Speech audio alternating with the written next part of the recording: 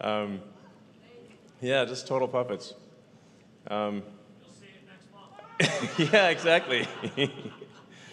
Yeah, totally. So, well, let's see. Like, what I find is really engaging is when people are able to ask questions or make comments. And so, if anybody wants to, try to keep the comments like reasonably short. Any monologue should be ideally kept to less than a minute. But just far away, and I'll try to answer questions and respond to comments and. If you're over in Tesla, can you jump the line? Well, yeah, sure.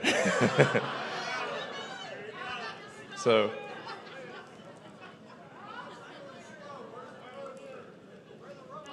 Hi. My question is, what makes you so interested in politics now? Why is this so important to you? Yeah, that's a great question. Okay, don't bring the mic that close. Whoa. Yeah, the question is why politics now and versus in the past I really have not been meaningfully involved in politics. So the reason is that I think we're at a crossroads. This time I think we're at a crossroads, a fork in the road of destiny. What I see happening under the sort of Biden and Kamala administration is a level of sort of government overreach and manipulation that is extremely troubling. And I also see really a deliberate attempt to import as many people as possible into swing states like Pennsylvania in order to ensure that there is a permanent one state, that America becomes a permanent one-party state. I mean, the numbers are truly staggering, and the sort of fake legacy media doesn't report on them. The only reason anyone knows about it is if you're on the X platform. But like it's crazy. But I mean, you're seeing like basically increases. This is from the government website, by the way, which is run by Democrats. So, like you're seeing like in some cases like 700% increases in the past 3.5 years in illegals in swing states. What a coincidence! And when you're talking about elections that are won or lost by 10 or 20,000 votes, and then you bring in 200,000 people, and then you put them on the fast track to citizenship. This is without considering any cheating. This is legalized. That if that happens over the next 4 years, there will be no swing states. They're importing voters. That is I think that's obvious to anyone who looks, and we will have a situation like we have in California, where it's a one-party state. California is a supermajority Dem state, and so it's one-party rule. And if you have one-party rule, that's not a democracy. So I think either action is taken now.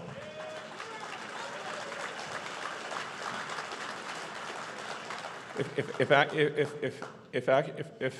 there was another 4 years and it's really like pointless to even sort of talk about Kamala. Kamala is just a puppet of a larger machine. If the machine, I'll just call it the machine, is able to run for another 4 years, there will not be any meaningful elections in the future, just like there aren't in California, and all of America will be Californicated, not in a good way.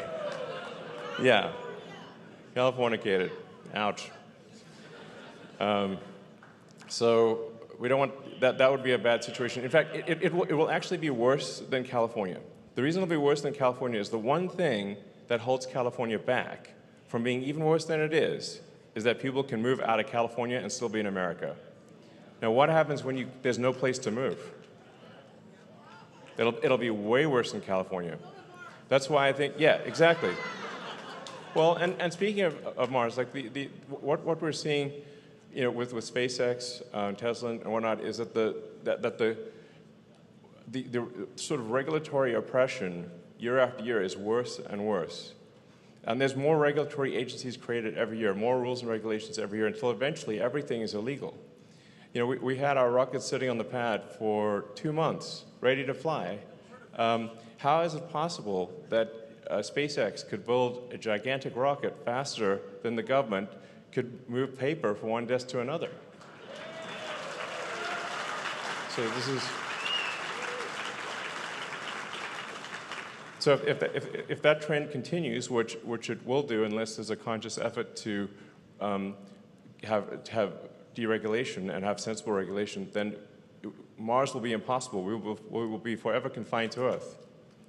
So, I definitely think that's a major showstopper. Is being so heavily regulated that we are confined to Earth forever. And that would be a sad eulogy. If future aliens see us, you come back and they almost made it. Too bad they regulated themselves. And they had the rocket and everything. So I guess the short answer is I think this is incredibly important. That ironically, there's a lot of people on the Dem side that call Trump a threat to democracy. I think, in fact, they are the threat to democracy. Thank you.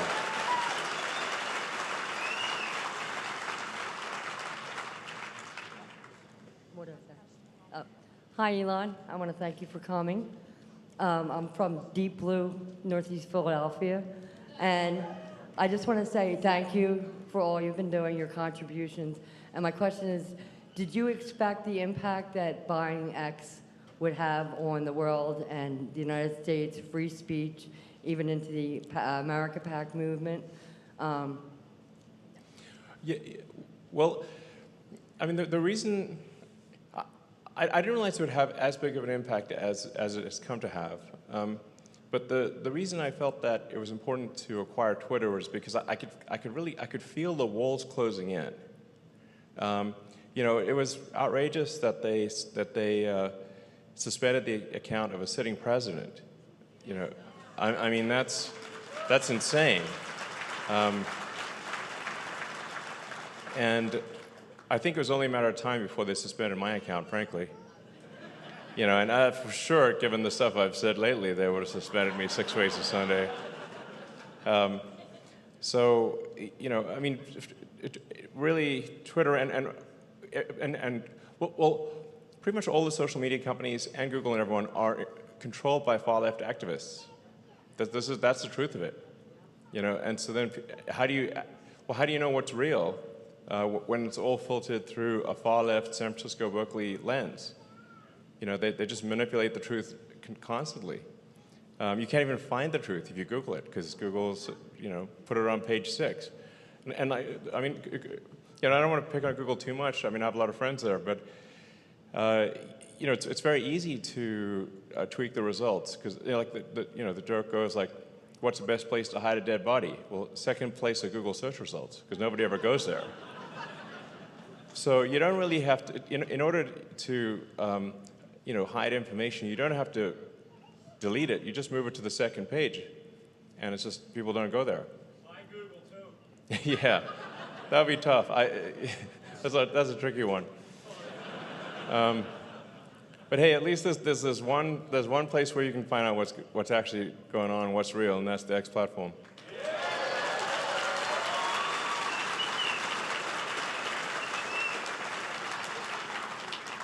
And I want to say, we're very rigorous on the X platform about being a fair playing field, a level playing field, being fair to all sides. There's not a single account on the left that's been suppressed. Not one. No suspensions, nothing. I believe in being fair. And once in a while we do get like a request for something on the right that's, would be slightly censorious, and we're like, nope, we're not going to do that. So, we are rigorous about being fair. Unlike the prior regime, we are actually fair, And we want both sides to say their piece and to let there be a free debate and let the marketplace of ideas work and let the best ideas win. And that's the right thing to do.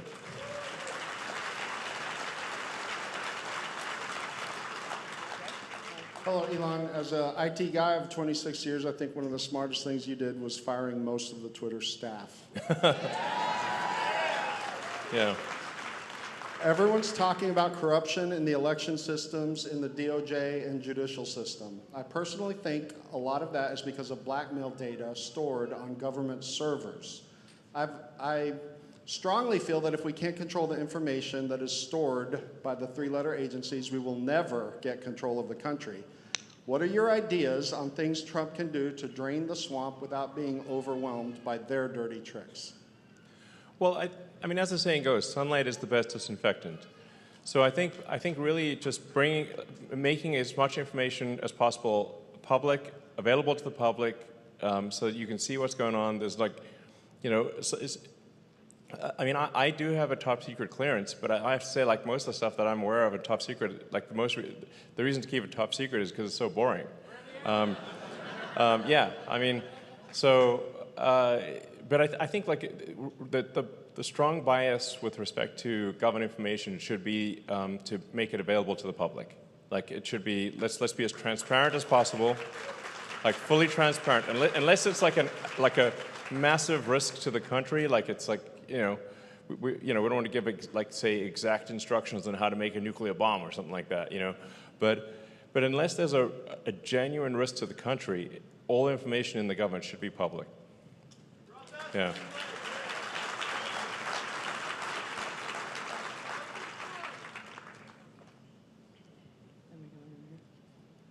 Hi, Elon, over here. Oh, sorry. Hey.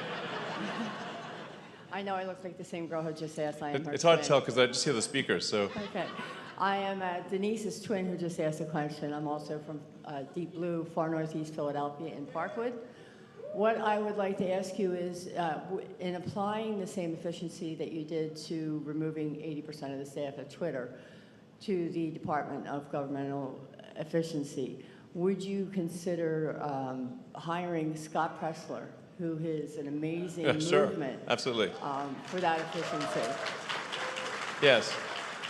And I should say, hopefully if this comes to pass, then the Department of Government Efficiency is able to take action.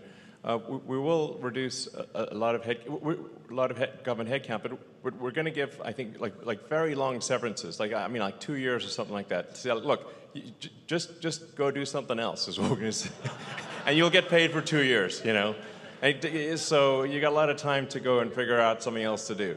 It's like the point is not to be cruel or to have people not be able to pay their mortgage or anything. It's just we got to move people. We just have too many people in the government sector, and they could be more productive elsewhere.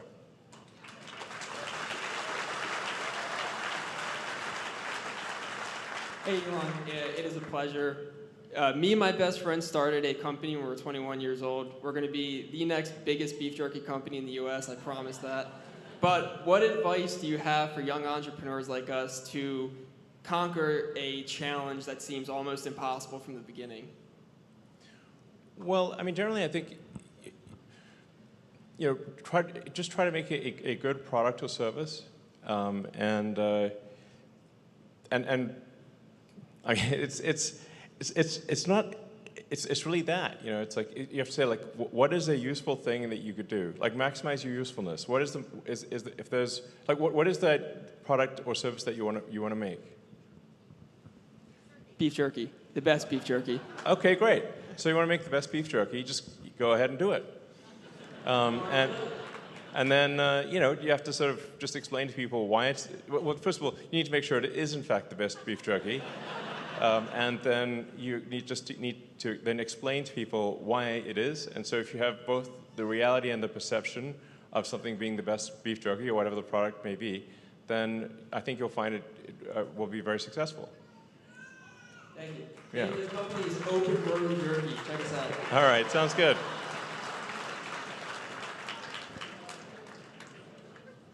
Hey there, Elon. My name's Josh. I drove down from Luzerne County today, which, by the way, has flipped red by registration. So Yes.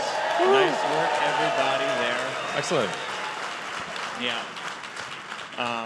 Another fun fact about the northeast part of Pennsylvania, July 3rd, 1778, the largest massacre that ever happened on American soil happened when the colonists, the French, and the natives all fought over that land. And I think it all circles back. It's now, fracking central. There's a lot of resources there, land, and just beautiful local communities. Yeah. And something that is happening at a rate that is inconceivable, really inconceivable, the centralization of power to global elites and far-off abstracted places that we can't touch. Yeah. What are the ways that we bring that back to local people that can actually have an impact on the ground? Speaking with some people here, I totally agree. Do we move the departments around the United States so they're not all in D.C.? How do we get people on the ground empowered to actually make everyday changes in people's lives? Well, I super agree with you. So I'm against globalist power. I think we should, the UN should not have a lot of power. And these it's like, who voted for them? I didn't vote for them. And it's like, we want power to the people. The power should, maximum power to the individual. And so, if they're, we should not have any sort of international treaties that restrict the freedom of Americans, and we should minimize the amount of federal interference at the state level. So it should be unless it's at the state level, which is something you can influence, then agencies at the federal and the national level should have minimal to zero power over you. Yeah. Is there a way that we could decentralize data so that consumers own the data? What is the next step towards that? Because I feel like that is what actually gives us our sovereignty back.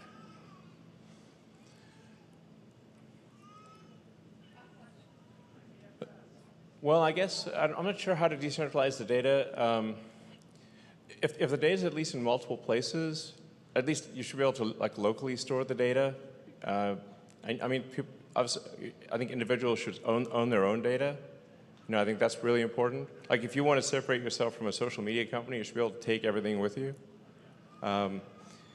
So I'm in favor of any action that maximizes your freedom and liberty. So, yeah.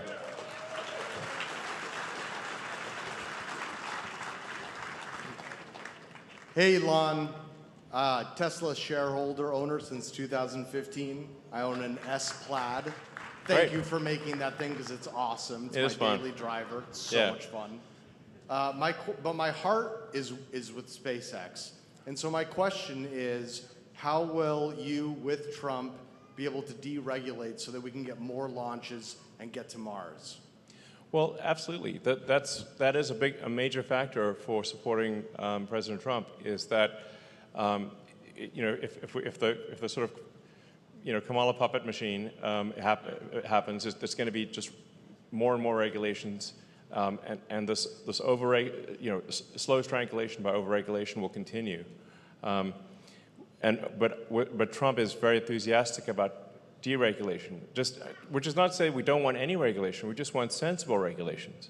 And I think if President Trump is elected, we can actually take those actions, and we can cut the strings. I feel like America is like Gulliver, tied down by a million little strings, and we need to cut those strings and free the giant.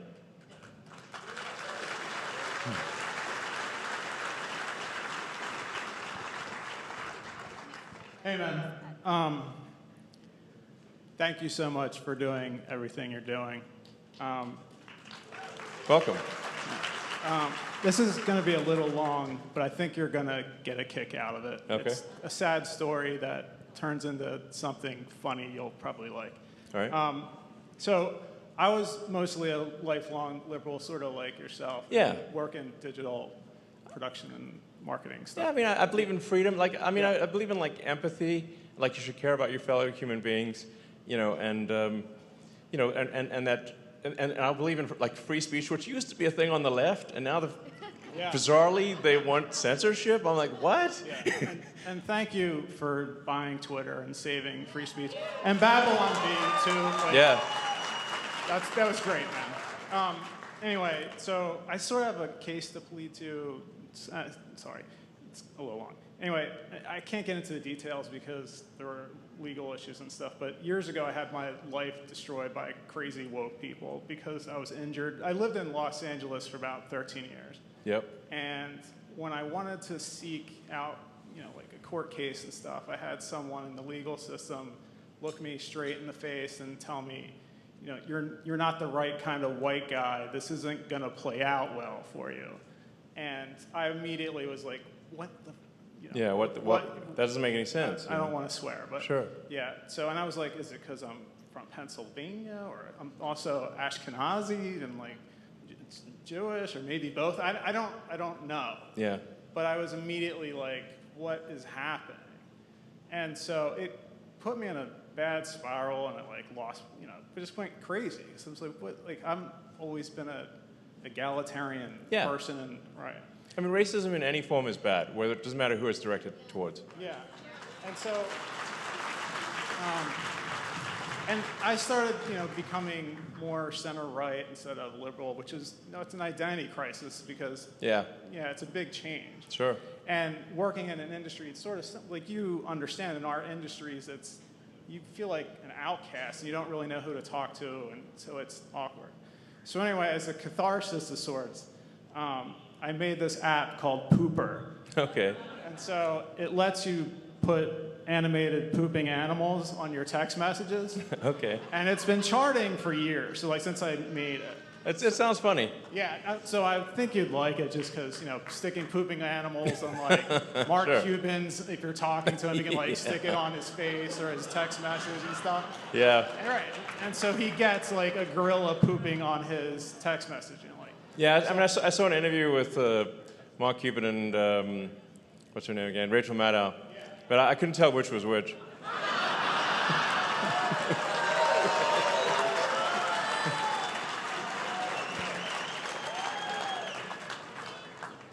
So my question is, would you, like, because this destroyed me, I was really badly injured. I'm not saying you have to do it. I don't mean to put you on the spot. Would you consider implementing that kind of thing onto Twitter where you could, you know, have a dinosaur or a monkey throwing poop and put it on top of Mark Cuban's, you know, like new stupid look that he has? Well, I mean, Business Insider. About probably 5 million people have now heard about the pooper. Maybe 10 million. There's a lot of people going to watch this. So I think that's some solid publicity right there. Thank you. Thanks for coming. You're going to help us win Pennsylvania and the entire race. Yes. Well, I mean, I should say like it's incredibly important that everyone here and everyone listening, watching, that you go and make sure your friends, family, yourself are registered to vote, because the voting registration deadline in Pennsylvania ends at midnight on Monday. So there's only a few days left. So you just got to be a pest and hound everyone you know to make sure they're registered to vote, and the registration is good, because it's a sort of, you know, a shot clock ends at midnight on Monday. So, go! Because now you're going to be the head of the Doge. Have you thought about whether AI and blockchain can be used to track every dollar that the government spends, makes people accountable to the very last person, and we know exactly who agreed to a $400 toilet seat? Yeah. Can we do that? Is that in the Actually, set that's a of good possibilities? That's a good idea, because actually trying to make sense of these incredibly complex laws and regulations where, you know, a law gets passed that's like longer than Lord of the Rings, and no one's actually read the thing. Like literally, there's not actually one human who's read the whole law, and then that law gets amplified by 100 times by the regulations that follow. I think the only thing that could comprehend that is an AI, basically. So I think that would actually be a good idea. Is like saying, okay, AI, just tell us what's actually going on. Where's the money getting spent? What does this law actually mean? And simplify it, really. So, yeah, I mean, the amount of government waste that happens is truly staggering. I mean, if you've been exposed to government contracting, it's pretty nutty. It's like beyond. So it's so crazy. It's hard to believe. So yeah. So I think there's basically a lot of room for improvement there, and the net result will be a significant improvement in, like I said, in personal freedom and the standard of living in America. So.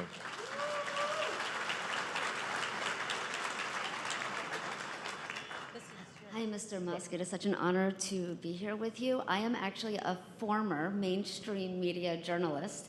I now teach martial arts in the city of Philadelphia to kids and also in Camden. And I find that the character skills that they need, they get through martial arts, not so much through the education they're getting. And with my journalism background, that's great. I did martial arts too. It's great. It is a very healthy thing for kids to do, I think. Yeah, and adults too. Yeah, I will spar you anytime. Okay. My question is, I have such like a strong desire for truth that I feel like looking at X, but also coming to events like this is the only way that I can truly feel that I confidently know what you're saying and how you're saying it, which I appreciate. Yes. What do we do for kids so that when they get older, they can see through it? Because what they're learning now, I think, falls short of not just the character, but also their ability to discern their own opinion. Well, yeah, that's a good point. I think teaching kids critical thinking is very important. They should be taught critical thinking. It's like a mental firewall. You teach kids critical thinking at a young age, and just teach them the types of fallacies that they're likely to encounter, the sort of forms of trickery, like straw man fallacy, or sort of there's like the various ways that that information that like media or people will trick you, and just kind of immunizing kids effectively against that, I think early on would be a very good thing to do. Basically, just teach kids, like, don't be skeptical about what you're told. It may be true, it may not be true, or it may be that often there's a certain percentage chance that it is true, and you want to consider the evidence, weigh the evidence to decide what is the probability that a certain thing is true or not true, and then when you hear more evidence, then you change the probabilities. I mean, generally, like I believe in this sort of physics approach to thinking, which is that you're always you're always weighing the probabilities that something is true or not true, or that there may be a third explanation, and be very open to new facts changing your mind. So. For free, that helps to promote like true journalism through anything. I'd be happy to do it. It would mean everything. Well, thank you. I think I actually think that what we want to move to is really systems like X and other social media platforms too, hopefully, where you really have the sum of the voice of the people. In times past, we didn't have the technology for this, so the only way to learn news was for it to be filtered through a small number of news organizations, and then to be printed in newspapers or broadcast. There wasn't really any way that people could speak to each other or communicate with each other, but now there is. So because people can be online, and I'm a big believer in sort of citizen journalism, and actually being way better than, because you see, like at first citizen journalism may sound like, well, doesn't that mean just a whole bunch of amateurs are doing journalism? No, actually it's way better, because if you have actual experts in the field saying things, that's way better than a journalist.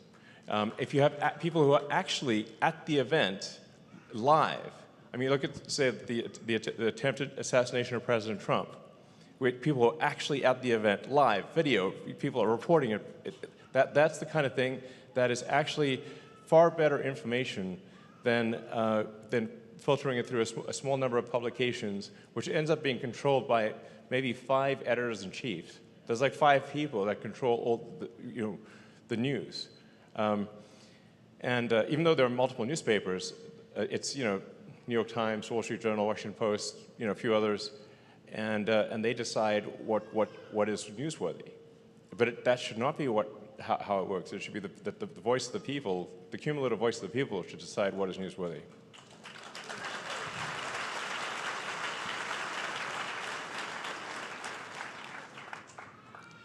Thank you. First off, I want to thank Nicole here. She's the one that's holding the mic. Really awesome. I know you said you were a little spectrum autistic. I mean, little, sure. Yes. So the only reason I say that is out of every successful person I've ever seen, you are the one person that I can relate to the most. So I'm sorry if I'm all over the place a little bit. I remember you had stated that you hate the fact that every single time you hire someone for their talent instead of their passion. So I want to be able to say the Galileo test, I passed, Xavier passed, Don Lemon passed, DART test, SpaceX test, A12, I passed that one. The 95 test, that's the year 95, what you did to be able to do Zip 2. I've done that. Slave test, Steve Jobs test, reality goodness test. The reality of actually doing something good instead of just talking bullshit out their ass. Exactly. The Reid Hoffman test, which he scoffed at you because you were going to be the first man to be able to put life on Mars, but it was going to be a turtle. So now he kind of is walking back on that. But anyways, you guys were good friends. So I want to, I would classify myself, the easiest way is PNS, quantum engineer, and my friend Brandon, and my wife Theo, and Brandon's over there. I want to give you my business card. Okay. If you have 5 seconds, all right. 5 seconds. Well, we have to move on to questions. So it's either question. Just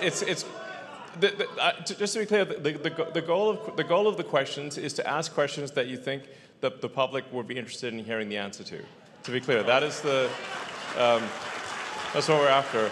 Okay. So, you want to ask like, well, you're interested in a particular question, but probably there's a lot of people in America and in Pennsylvania that are also interested in that question, and those are the kind of questions we're aiming for here.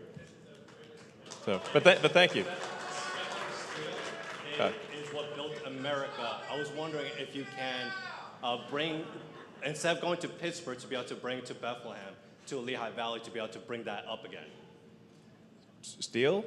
Bethlehem Steel Sure, is what built the U.S. Sure. And I know you're looking between at Pittsburgh. I was wondering if you can look at Lehigh Valley to be able to grow what made America great. Okay. Well, I think we do need a lot more local production of steel.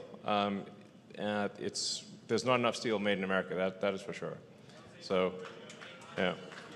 So let's move.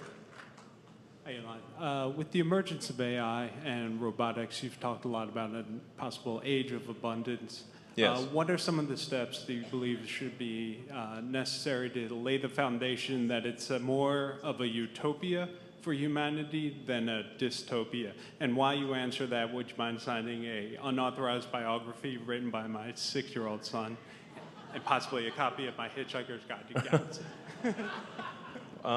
Sure. If it's for a 6-year-old, sure. The biggest thing for development of AI is that it be maximally truth-seeking, which sounds like an obvious thing, but what I see being done with a lot of the major AI companies is not truth-seeking. They're aiming to be politically correct, which means lying, essentially. So, you know, I think this is absolutely fundamental. I mean, like an example being, for example, when Google came out with Google Gemini, and you know, people asked it which is worse, global thermonuclear war or misgendering Caitlyn Jenner, and it said misgendering Caitlyn Jenner. So, which even Caitlyn Jenner said that is not correct. So that is you know, that's an insane thing for an AI to say, because if you have some sort of omnipotent AI, it could conclude, logically, that the best way to avoid misgendering is for there to be no humans, because if no humans equals probability of misgendering equals 0. So you could get like some very dystopian outcomes if you do not have a maximally truth-seeking AI. I think that's very important. That's the reason for XAI. So.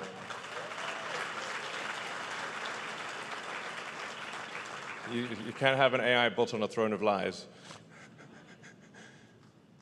Hi, Mr. Musk. My name is Dave Cochran. I am so ecstatic to be here. I do have the uttermost respect for you, sir. Thank you. I'm going to try to keep... I wanted to bring in my sketchbooks. I'm an inventor. They would have been stacked this high. But I'm not here to pitch my ideas. I really want to know, are you going to play a part in the office once we get Trump in there and do things and maybe incorporate the space program in other areas of the country? I tried to move to Florida. My mother's 90. I want to be part of it. I want to do it right here. And I want to bring manufacturing here and the space program. Yeah. But I'd like to see you involved, that's for sure. Yes, I intend to help. I intend to do a lot of work to improve government efficiency. So I believe this is very achievable. So. Like I said, it's really like we need sensible regulations, but we can't have insane regulations. I mean, when I looked it up, I think there was something like 428 agencies federal agencies that exist. That's almost two agencies created per year since the founding of the country. So, yeah, exactly. Not to mention the NGOs that. What's weird about a lot of these NGOs is they're actually funded by the government. So it's like, it's a government-funded, non-governmental organization, which is like, it just ends up being a self-licking ice cream cone.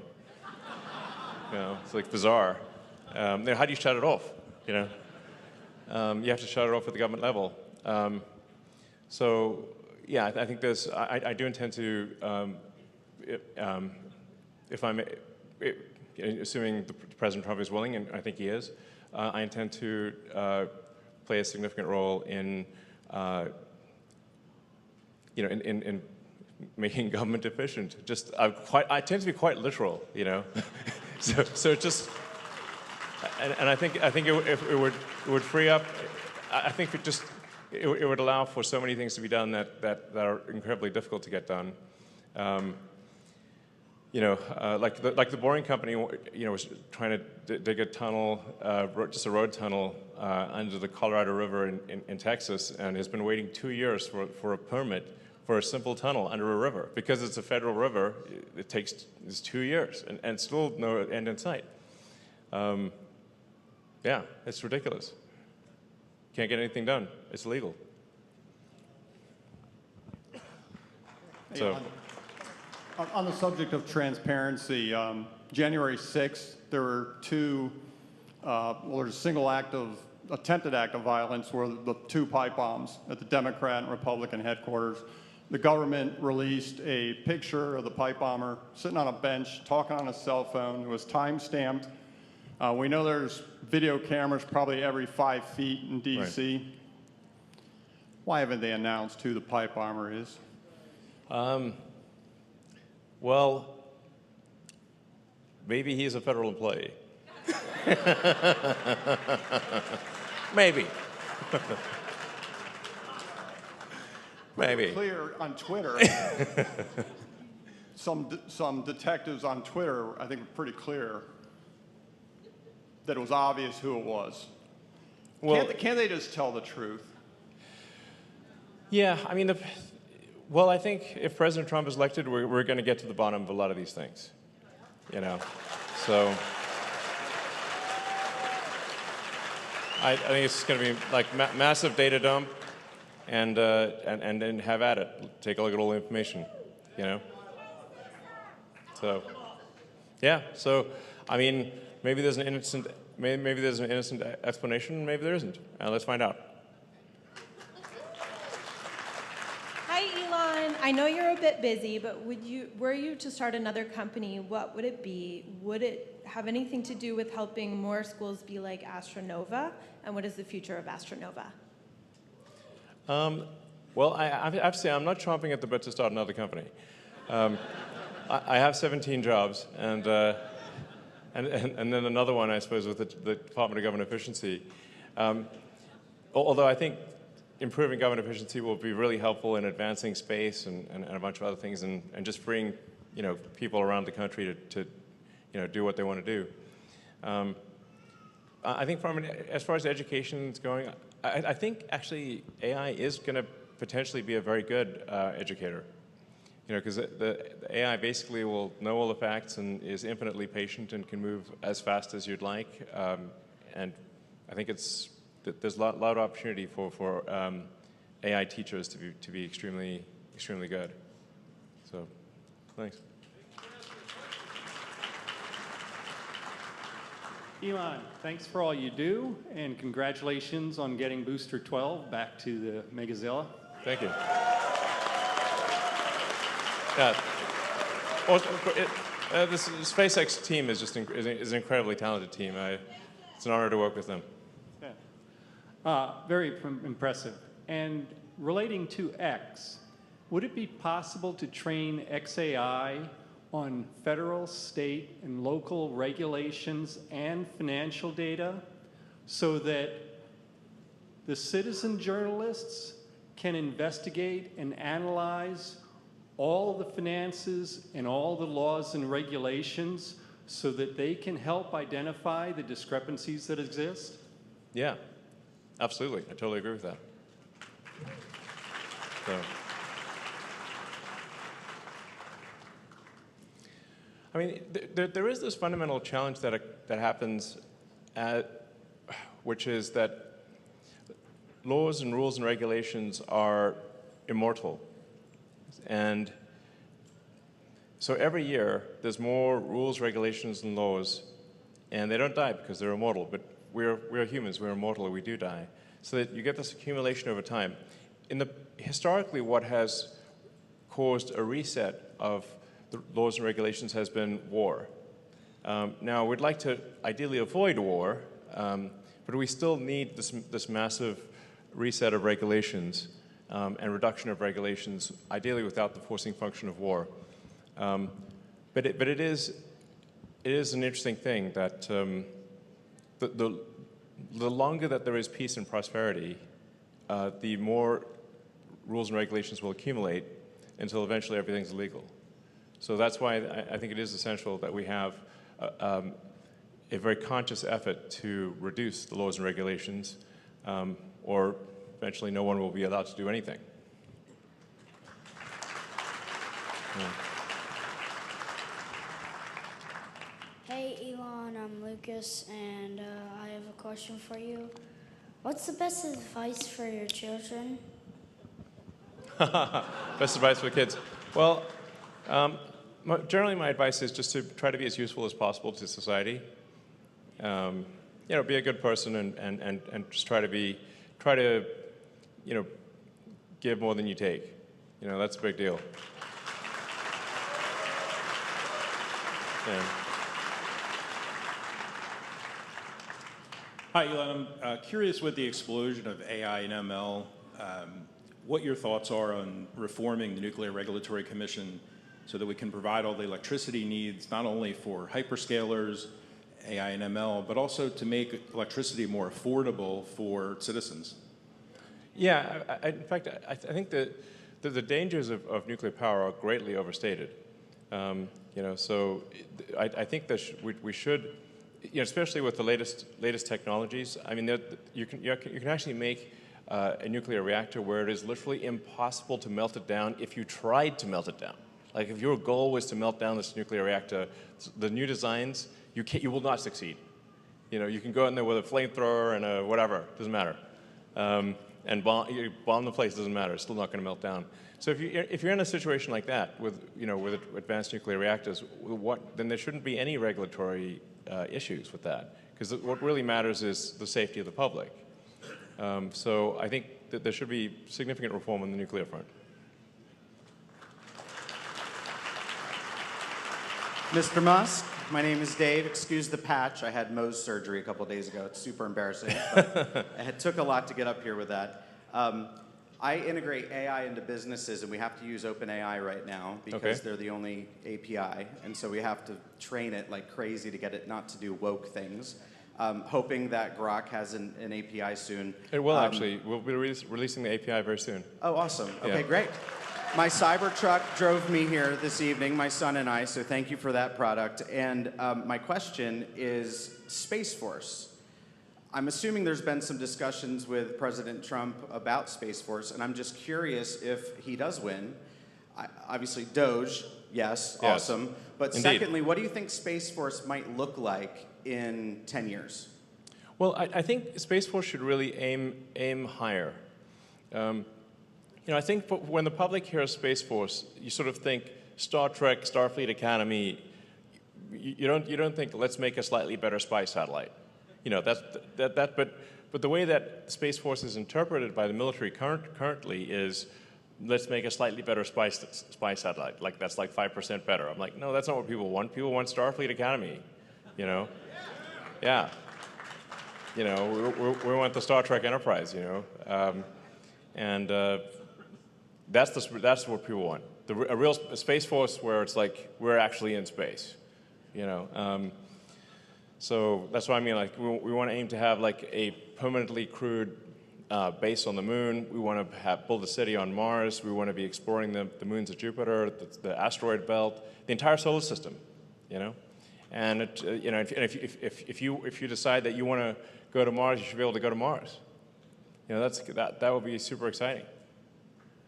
Be a real spacefaring civilization would be fantastic. Yeah.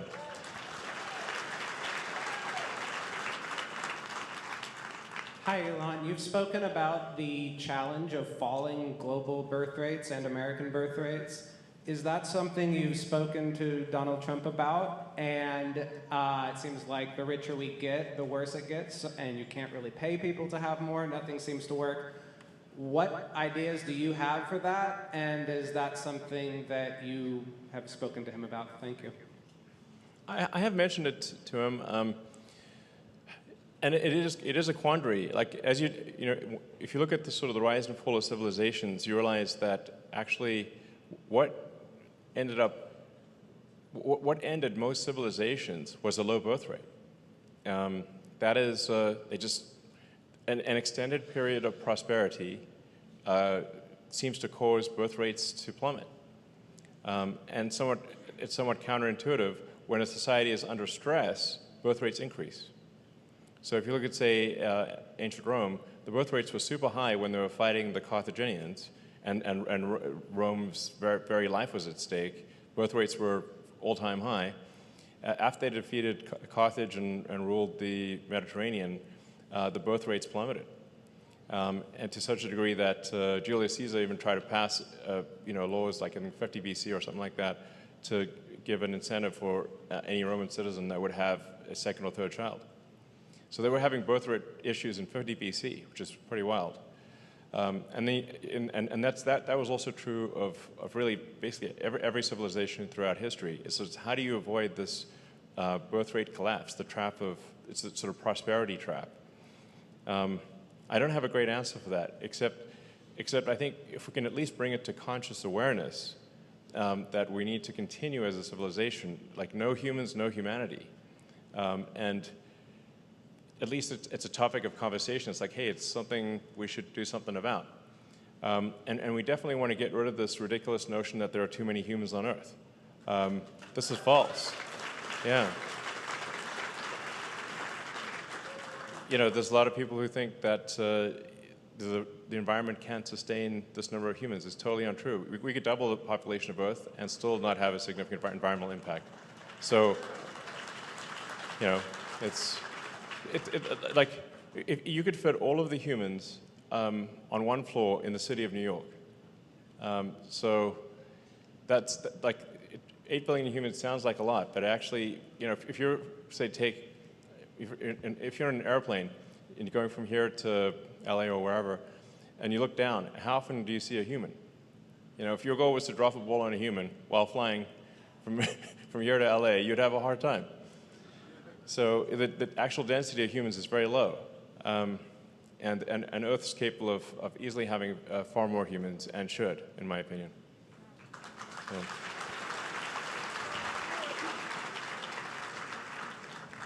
Hi, Elon. It's an honor to speak with you, and I just want to personally thank you for buying Twitter and saving free speech. You're welcome. So a couple months ago, I was tired of being a keyboard warrior, and I signed up to be a Trump Force 47 captain. Great. And I've knocked over 200 doors, just trying to get people to get out and vote for President Trump. Great. Thank you. That's super important. I mean, you know, as was asked to me at the beginning of this talk, you know, why am I so involved in politics this time? It's because I think this time it's a fork in the road, and it's frankly, I think we're doomed. If Trump doesn't win, I think we're doomed. I think we're in the doom loop at that point. So he's got to win. And I think for those who are in areas that are, you know, sort of normally it's like deep blue areas, if you think you won't get assaulted, put a Trump Vance sign on your lawn. I mean, a lot of it is like people are like, they need social proof. They need evidence that they're not alone. Yes. And so probably a lot of people in these like nominally blue areas would actually vote for Trump if they thought someone else was voting for Trump too. And so if you just put the sign on the lawn and be sort of loud and proud, then I think people will be like, you know what, I think I'll vote for Trump too.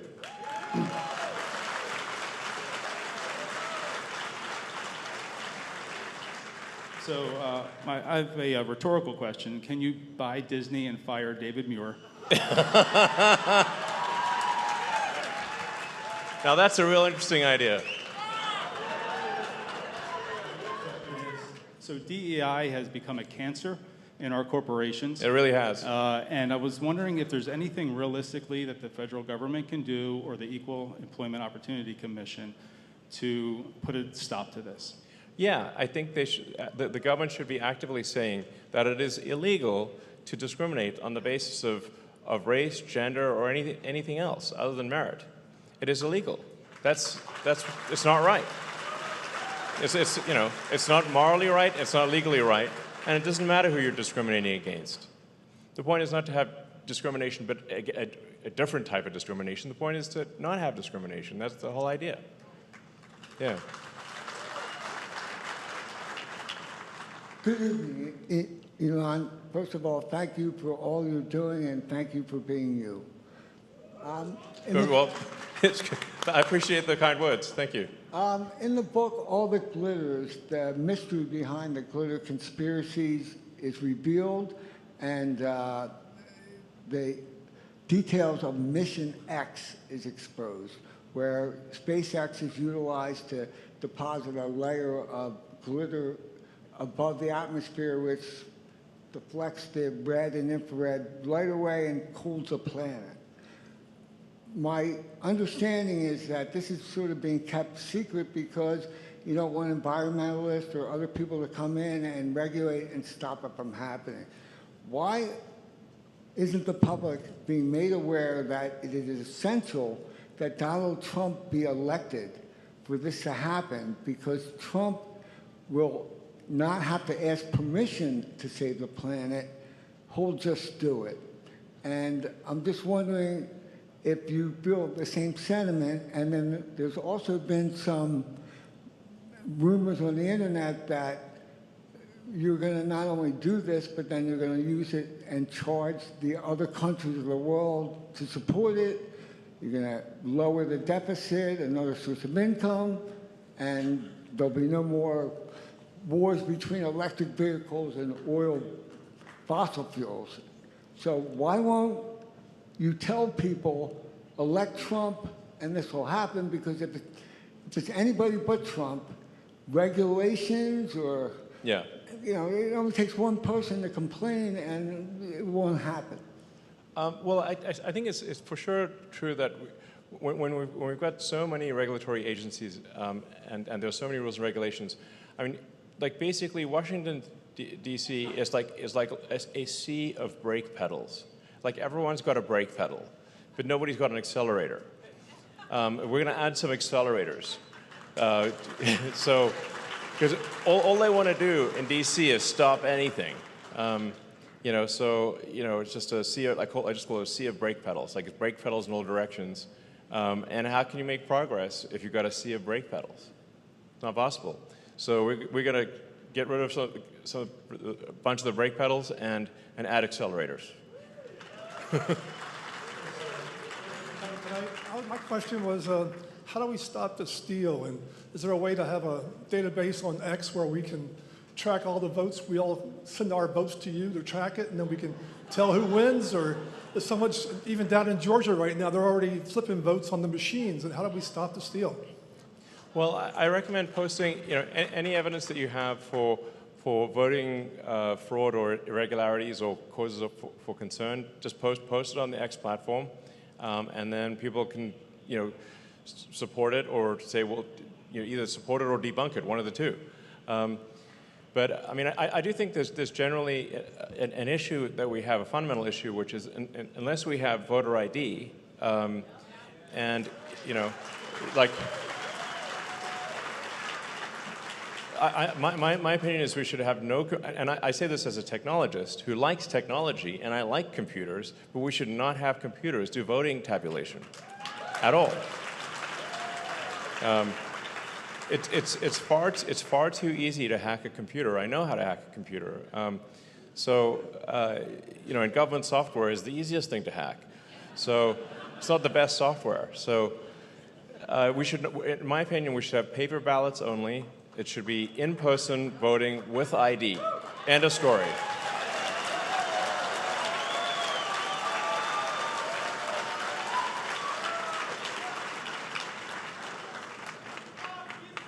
Hi, Elon. Thank you for everything you do. Feel free to answer this question in 3 words. Some people claim that you're hurting Tesla's brand and sales by supporting Trump. What do you say to those people? Well, I mean, you know, Tesla sales are actually doing great, and you know, we're hitting all-time highs. So I think, you know, really people care about the quality of a product, and as opposed to the, you know, whether they agree or disagree with the CEO's views. I mean, the CEO of any given company is going to have political views. But you know, at the end of the day, what matters is that Tesla makes a great product, and people like buying great products. So that's it. Hello. Hi. Hey, thanks for coming and being here. I think I understand your vision for challenging the existing cell phone syndicate, but I want to know when the X phone's coming out. Man, I sure hope we don't have to make a phone. That's a real, that's a lot of work. I mean, if you know, if there's like, I mean, yeah, well, the idea of making a phone makes me want to die. So, but if we have to make a phone, we will, but we will aspire not to make a phone. You know, I do think that you know, the various companies and, you know, Apple and Google Android and whatnot, you know, they need to make sure they don't have a heavy hand in like the App Store and whatnot, or they will create a forcing function for there to be a competitor. But man, I dread the idea of making a phone. But if that turns out to be necessary, we'll do it. But hopefully, it is not necessary. Yeah.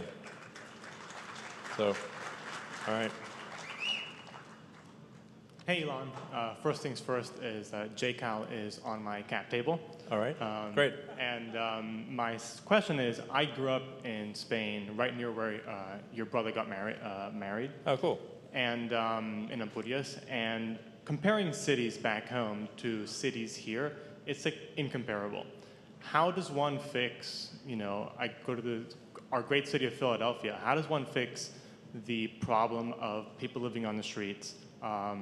It's not talked about enough. It isn't. No, I agree. I go to Kensington a lot, and it is such a horrible sight seeing these poor people. At what point do you have the freedom to slowly kill yourself like that on the streets, and how do you fix that? Well, I think there's not an easy answer to that, but I think you cannot have open-air drug bazaars because obviously that's going to be a magnet. While I think most people can resist the lure of drugs, some people cannot, and you just cannot let there be easy access to drugs and have it just be open there on the street. Then there are also situations where somebody is like just fundamentally mentally ill, like not a little bit, mentally ill in a dangerous way. Dangerous to others. And I think if somebody is incurably mentally ill and a danger to others, we need to have some kind of asylum for them. There's no, because the other, it has to be done. The word homeless is a misnomer. Because homeless sounds like someone who got a little behind on their mortgage payments, and if they just got a job offer, they'd be back on their feet. That does not describe the people in Kensington. Okay, at all. So, if the issue is one, if there are violent drug zombies, they must be taken off the streets, and they won't go willingly. So there's no choice. Now, I'm a big believer in empathy. I think we should have empathy. We should have empathy for our fellow human beings, But what I see on the left is a lot of shallow empathy, sort of empathy that's skin deep, essentially, very thin empathy. They have empathy for what they term homeless people when they're actually violent drug zombies, but they lack empathy for the victims of the violent drug zombies. And so we should have deep empathy for everyone, not shallow empathy. Have empathy for the victims of the criminals, not just the criminals.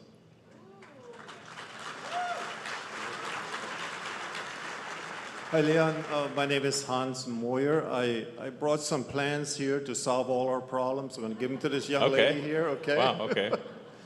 I have some good news. The Washington Times, the most conservative voice in our capital, endorsed President Trump for another term, so that's good news. Great. My question today to you is, when your children come to you and they ask you why is so much war in our world, what do you answer them as far as where does peace begin? Well, the reality is actually, if you say war per capita, it's actually quite low. So that it's not that there's no war, it's just that we now hear about war anywhere at all. So, but if you compare where we are today versus, say, last century with World War II and World War I, where millions of people were dying per year, we actually have, on a global basis, it's actually very peaceful. That is not to say that there aren't some terrible things happening somewhere. There are 8 billion people on Earth. So, and in fact, what the sort of legacy mainstream media tends to do is try to answer the question, what is the worst thing that happened on Earth today? That's generally what the newspaper tries to answer. What's the worst thing that happened on Earth? It's a big world. There's some pretty bad things. So, actually the reality is that there is only a small amount of war occurring in the world. Compared to the past. Now, historically, humans have had a lot of war, of course. But I think actually for countries, say, like the United States, the issue is that we've had peace for such a long time that we are a victim of prosperity. It's sort of, and this, when you have peace for such a long time, you have this accumulation of rules and regulations that binds society. That's why I call it this, the slow strangulation by overregulation is what happens in peacetime, and a dramatic decline in the birth rate. And we, the decline in the birth rate is it's not something we've ever evolved to react to. Like if you said, there was like a Thanos situation where somebody would snap their fingers and half of people would be dead. You're like, well, that's terrible. Well, that's actually what's happening with the birth rate. Yet there is no reaction. Why is there no reaction? At the end of the day, you still have half the people. I mean, look at, say, South Korea. Birth rate is 1/3 replacement. 1/3. That means if you fast forward to the future, 2/3 of South Korea is gone. Poof, gone. More than Thanos. Why is there no reaction? Why are we not reacting to the absence of children? We should have, in my opinion, just as strong a reaction to the absence of children as to the death of humans. Because in both cases, the people are gone.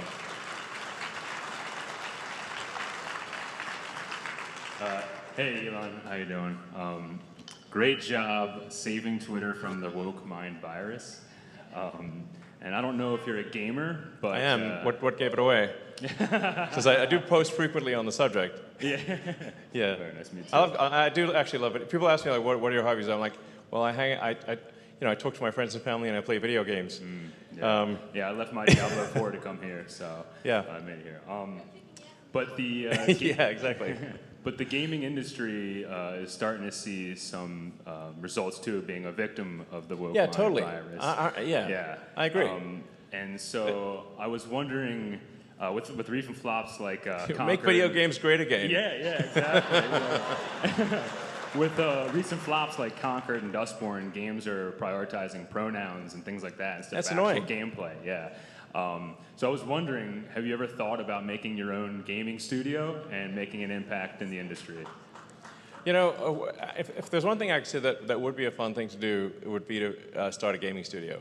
Because I do actually intrinsically love video games. And I think actually if you apply sort of AI to video games, you could really make it just some incredible, make incredible video games. So yeah, I think just generally for content, the problem with like the sort of DEI and the woke mind virus is that it kills the art. You know, it's just like as soon as when you can see something that is forcibly imposed on the story and it's discordant, it destroys the art. And now it's hard to enjoy the story. It kicks you out of the story because you can just feel that you're being lectured. We're seeing it in movies and TV and all that kind of stuff. It's like, let me just enjoy my video games. Man. Exactly. I know, come on. Not video games, too. All right. Hi, Elon. As a child of science fiction and being raised on Asimov and the grandeur and the beauty that came through his stories, I'm teaching my daughter the same thing. She's 6 years old. Yeah. And we've had conversations watching all of your rocket launches. And she's asked me, when can we go for a walk on the moon? So I have to ask, what's a realistic timeline for me to take my wife and my daughter to the moon and go for a walk? Well, that's a great question. Well, with our goal with Starship is to enable anyone to go to the moon or Mars or elsewhere if they want to. And I think that is actually genuinely possible with a fully reusable rocket.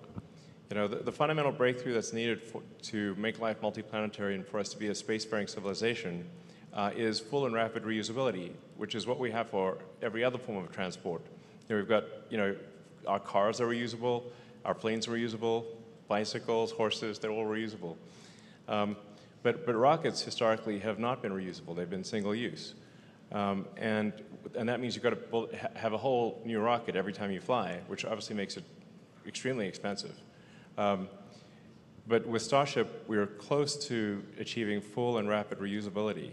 And that then drops the cost of space travel by literally 10,000%, like no exaggeration. It's like 10,000% improvement. It's insane. Well, it's the difference between, if you have to refuel your car or get a new car. What's that? That's a really big cost difference. And imagine, and the current the situation historically with rockets is like if you went on a journey, if it was a car, you'd have to get a car and then tow a smaller car behind you to leave the other car there and then come back in the little car. Which is insane. You need a second car just for the return journey. So that has made space insanely expensive. But once it's fully reusable, now the cost is simply whatever it takes to refill the rocket. That's it. And that's a massive change. So, thanks. Hi, Elon. My name is Amanda. I'm a single homeschooling mom of a beautiful daughter. I chose to do this because of the inefficient education being provided through this country's public school system. Yeah, I think our education system is messed up. I mean, they're just like indoctrinating kids with like crazy ideas. California alone gets approximately $23 billion in federal funding, which only accounts for 6 to 9% of funding for the state's K-12 schools. Right. Yet they still have the lowest graduation rates of any state in the U.S. Yes. How can we better use our funding federally to make sure our students in public school receive a proper education that prepares them for the workforce without the misallocation of taxpayer federal funding that the students seem to not be benefiting from anyway?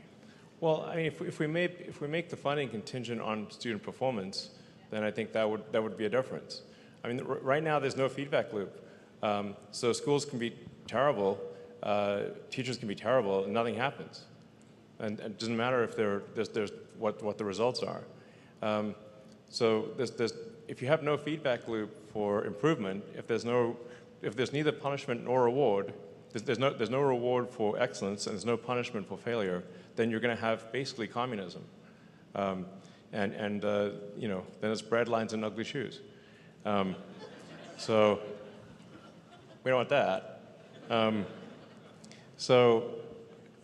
Yeah, I mean, I met someone a few months ago who was telling me how he grew up, and his father was an ambassador, and he went to Hungary when it was still under communism, and he remembers going into a store and trying to buy something, and you had to basically beg the store clerk to allow you to buy something. Okay, he's like, I was like, it's like, please do me a favor and allow me to buy this thing. That's how crazy it gets.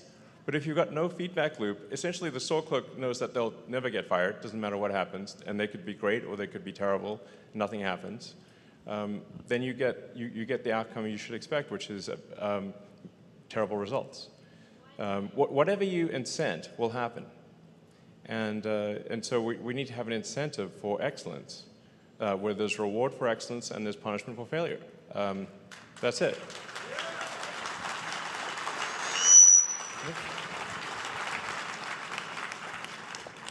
Hi, Elon. My name is Finn, and I actually go to your alma mater, the Wharton School of Finance. All right. And I serve as finance director of the UPenn College Republican. Shout out CRs. That's good. Shout out Penn CRs. And I just want to ask you, I know this is the moment. We're in Pennsylvania, and we need to re-elect Donald J. Trump as U.S. president. How do you recommend I do my part in going about that, being a fearless leader on the campus that you were once a part of, right? But also navigating these layers and layers of just communists that kind of control every institution in this country? Well, I mean, I think just, well, with respect to this election, like I said, I think being loud and proud is a good idea. Like, wear a Trump T-shirt, put a sign on the lawn, I mean, like, wear a MAGA hat, you know, type of thing. I mean, honestly, it's like at this point, it's just like, yeah. And then if people confront you, say, yeah, that's right. That's how it goes. So, yeah. So, yeah, man. but like I said, I think if this really is a pivotal election, super big deal. You know, it's really a difference between freedom and opportunity, or oppression and you know, communism, essentially. That's what we're looking at. So I think this is if Donald Trump is not elected, I think this is the last election. Yeah. Hey, Elon. This was not planned, but I'm also a current undergraduate studying business at the University of Pennsylvania, who, as a young man, really takes great inspiration in your work and story. Earlier, you mentioned that the government deficit is growing at an unparalleled rate and needs to be stopped through a separate department for efficiency. Given the fact that government spending is increasing and taxes are unlikely to get cut in a meaningful manner, how do you think the United States can best decrease our government deficit to invest in the future of our generation? And secondly, and more importantly, what advice do you have for young men today who are seeking to achieve their full potential? Thanks, and go Quakers. Yeah. Well, I mean, I really think we've got to cut government spending. Well, let me put it this way. Ultimately, there will be no choice but to cut government spending. And when the government runs a deficit, that is a tax. And it's a tax on people who are saving money. It's a tax on people who least deserve it, really. You know, because inflation, so that everyone understands, the only thing that causes inflation is government overspending, because the checks never bounce. When the federal government writes them, the checks never bounce. So government overspending is taxation. It's just a pernicious form of taxation that shows up in the rising price of goods and services. So the only answer is to dramatically cut government spending and have it be efficient. You know, spend on what is only what is necessary, and spend it well. That's the path to prosperity, and any other path leads to doom. So it's got to be done. Yeah. I mean, in terms of general advice, I'd say it's like try to be as useful and productive as possible. You know, I do think we have an over-allocation of really smart people in America in finance and law. So I mean, that's both a compliment and a criticism. That we should have more smart people in sort of manufacturing and basically producing goods and services than in finance and law. I think we over-allocate to finance and law in the U.S. So, you know, like a good test would be like you're on a desert island. Who do you want with you? A lawyer? Probably not. So it's not to say that we shouldn't have lawyers, but just we should maybe not have as many lawyers. You know, and so you know, I think if you want to say like, what would be a useful skill to have if you're stranded on a desert island, and aim for that. Hey, Elon, thanks very much for coming, and thanks for everything you're doing for the human species. And I wanted to know what you think, like where you see humans 1,000 years from now, assuming there isn't a nuclear situation, and what you think about, you know, the nuclear situation currently and non-proliferation. And you talk a lot about, you know, at these events and in your interviews, you know, going to Mars in order to safeguard humanity. But there's a lot of things that can occur that could affect the whole solar system. So what do you plan to do about that as well? The whole solar system? I mean, well, look, I think if we can just, I do think that there is an important threshold where if we're able to make life multiplanetary, meaning like that you can get to the point on Mars where Mars can grow by itself even if the resupply ships from Earth stop coming. That's the critical threshold where the probable lifespan of civilization is dramatically greater. So it's not enough just to go to Mars and have like a small base or something like that. You've got to actually have enough resources on Mars that if resupply ships stop coming for any reason, and it could be that things on Earth ended with a bang or a whimper, and currently it's trending to end, it's sort of tragic, currently things are trending to end with a whimper in adult diapers because of the lack of birth rate. So, but as soon as we can make life multiplanetary, sustainably multiplanetary, the probable lifespan of civilization is dramatically greater. And I think that's really the fundamental test, is can we get to that point before civilization collapses? Can we make life sustainably multiplanetary before something happens on Earth to prevent that from occurring? And if we do, the future is exciting and bright. And Mars may one day come back and save Earth, just like America came back and saved Europe and saved the rest of the world. 3 times last century. 3 times. 3 times America saved the world last century. And what a disaster would have been if America had not existed. And one day, Mars may play that same role on Earth.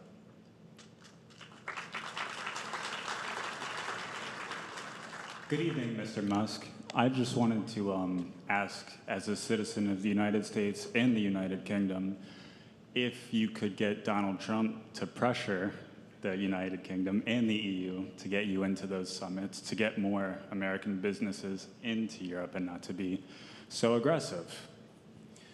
Well, I think there's some weird things going on in Europe. There's a lot of, I mean, although we've got quite a lot of bureaucracy here, but in Europe they've got country-level bureaucracy, and then they've got EU bureaucracy on top of that. I mean, the EU headquarters in Brussels is a monument to bureaucracy. It's really next level. And they unlike America, they don't have a First Amendment. You don't actually have freedom of speech in Europe.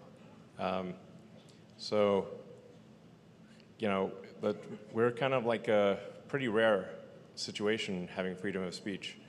So, like there's crazy stuff happening in the UK where people are getting like 2-3 year prison sentences for Facebook posts. Yeah, I don't think I should go to, visit Britain because they're gonna drag out some, tweet and say 2 years in prison for this tweet or something bullshit like that, So anyway, I think that's, with Trump elected, we can put a stop to that stuff and say no way, no, nope. No throwing people in prison for random social media posts. That's crazy. Yeah, it's happened a lot. No, I mean it's so crazy in Britain that they actually have released convicted pedophiles in order to imprison people for making social media posts. That is a real thing that happened. Insane. Yeah. Hi, Elon. I'm a medical student. Unfortunately, radical ideology, including gender-affirming surgery, chest feeding, as they call it, has infiltrated our curriculum. Unfortunately, if you speak out against this, there are grave consequences. I have to meet in private with like-minded individuals to discuss this. I'm worried about the health of our patients and our citizens, and more importantly, the general trust in the medical system. Yes. As a society, how do we push out these ideologies, but also, I guess, prevent, speak out and have freedom of speech without facing the fear of retribution? Well, elect Trump, honestly. The problem is that the government institutions under the formerly liberal left are pushing for censorship, under the guise of something being hate speech or being their favorite word, disinformation. I find it hilarious when CNN was complaining and saying that I'm pushing disinformation. I'm like, are you kidding? CNN, look in the mirror. should rename himself DNN, Disinformation News Network. It's nonstop bullshit. You know, but obviously it should be okay to debate things. You know, words are not violence. There's a big difference, and we need the sort of, you need to be able to speak your mind and say what you want without you know, severe repercussions. But there is I mean, it's wild, but like prominent Democrats multiple times have said the Constitution is an obstacle. They want to get rid of the First Amendment. They will if they can. So, you know, it's insane. You know, I strongly believe, you know, with respect to, you know, any kind of gender surgeries, there should not be any permanent changes to children. This is crazy. A child cannot consent. You know, it's like if you need to be 18 to have a tattoo, well then I think you need to be 18 to have, you know, to be, you know, sterilized. At least you need to be 21 to have alcohol. So it should be illegal to take actions on children that permanently affect their future, and they may subsequently come to regret. Like, I believe in maximizing people's happiness, but allowing a child to do something, you know, crazy during their teenage years that affects them for the rest of their lives is not doing good for that child at all. You know, so leave the kids alone. So, yeah. Hi, Mr. Musk. I'll keep it as short as possible. Right now, I'm also a student at Penn, and I was wondering what you think education in college in particular is the best, and probably more importantly, the worst at preparing people for the real world. Thank you. Well, I mean, I do think it's important to study. I think it's good to study a wide range of things. I think it is important to study, I think, engineering and physics, so that you understand how reality works. I think it's also important to study history, and you know, literature. I mean, so it's not purely a matter of studying, you know, engineering and maths and physics. But I think if you don't, if somebody does not study physics at all, then it's hard to tell the difference between what is a real technology and what is witchcraft. So, you know, physics allows you to sort of distinguish between witchcraft and reality. And, you know, you sort of learn, well, why does an airplane fly? Why does a microwave heat food? You know, why do these devices work? How is your phone able to receive information through the air, invisibly? You know, if you study physics and engineering, you get to understand these things. But I think it's also important to study, you know, history and philosophy and literature. So I'd go with a wide range of subjects, but make sure that physics is in there somewhere. Yeah. Well, like, I think if somebody's like the CEO of an airplane company, they should know how airplanes fly. Yeah. Call me crazy. I mean, you know. Hi, Elon. I'm in college right now studying computer science, so I've taken a big interest in AI and specifically your work in it. You've talked a lot about AGI and how an omnipotent AI could make the decision to kill all humans to avoid misgendering them. Yes. As you know, the way LLMs work, large language models, is they just predict the next word that comes in a sequence. So how do you see it going from something like that to something that can think and make decisions with the power to do that? Well, I think that's happening pretty quickly. So,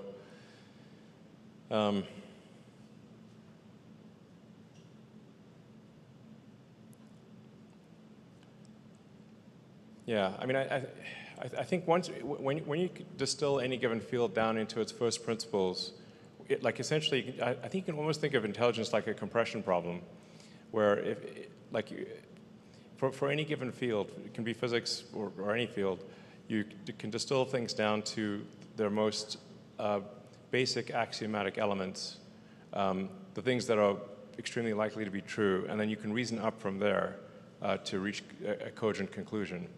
I think if you apply that that sort of first principles compression to a field, and then you decompress it and can test the results against reality, then AI is capable of innovation and discovering new physics. But this is a esoteric subject. That's how humans have done it, essentially. Physics has been about figuring out the formulas that define reality. But you can also think of it as the compression or decompression formulas for reality. If you have a starting point and you run the physics formulas, you will eventually get a reality like us.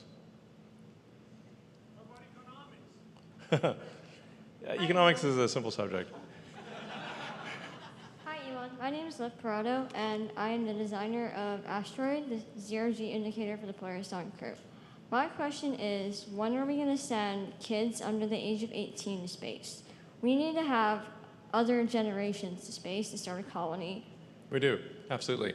Well, I think it should be, if Starship is ultimately successful, which I think it will be if it's not stopped by the government, then anyone who wants to go to the moon or Mars or elsewhere will be able to go, which includes kids and families and anyone who wants to go and, kind of homestead on Mars, essentially, which I think would be very exciting. It will not be, to be clear, going to Mars at first will be difficult and dangerous. So not a luxury expedition, but a difficult one, much as the creation of America was. Thank you.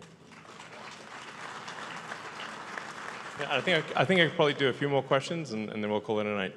Thank you. This is such an honor. Thank you so much, Mr. Musk.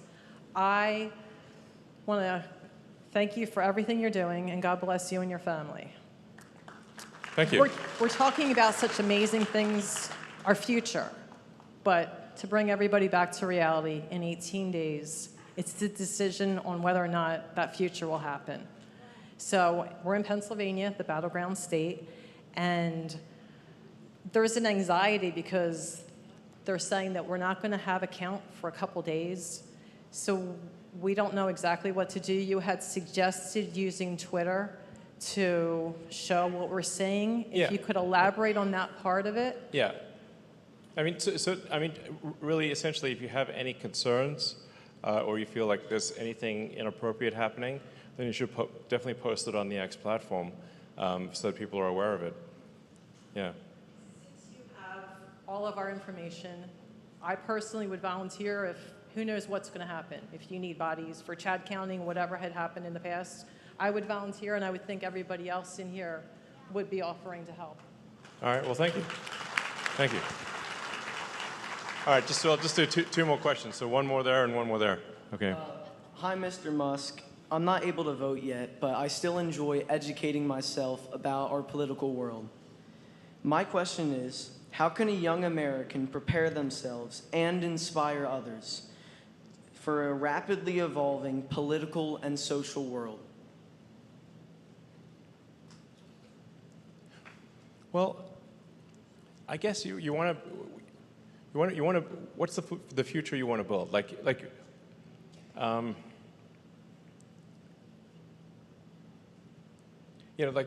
guess a future where, I don't know, there's immense prosperity for all, and we're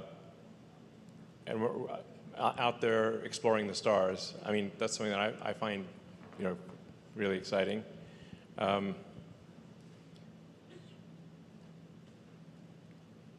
Reach for the stars, yeah. That's what I think. Yeah. So. My name's Brody. I'm a college Republican at JMU. Today's actually my 19th birthday. Happy birthday. A week ago, I would not have thought that I would have the opportunity to talk to you. I was just wondering, what advice would you give to a college freshman? And also, why hasn't Tesla bought Rivian? Well, I wish Rivian the best. I hope they do well. The car industry is a very difficult industry. There's only two car companies, U.S. car companies, that haven't gone bankrupt, and that's Ford and Tesla. And Rivian's going to have a hard time Like it's just insanely difficult to compete in the car industry. That is a hard problem, I have to say. In fact, if it were not for not just one, but two technology discontinuities, one being electrification and the other being autonomy, I think Tesla could not succeed without solving both. Not just one, but both. So, all right, well, I'd like to thank everyone for coming. It's been an honor. It's been an honor talking, and I'd just like to encourage everyone out there to just get everyone registered. The shot clock is running out. We've got until midnight on Monday. Get every friend, family member, strangers on the street, everyone you can find, get them registered to vote. And let's win this election. Let's go.